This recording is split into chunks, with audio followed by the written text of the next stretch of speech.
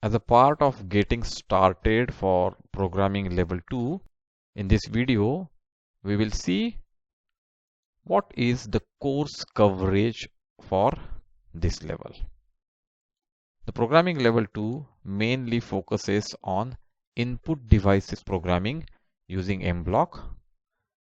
For the input device programming, we also need to understand the I/O pins of Arduino and how they are used.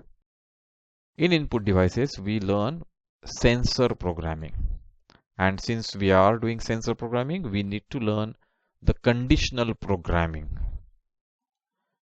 We also learn M-block programming using Arduino blocks. And using those Arduino blocks, we create our own blocks. So we learn modular programming.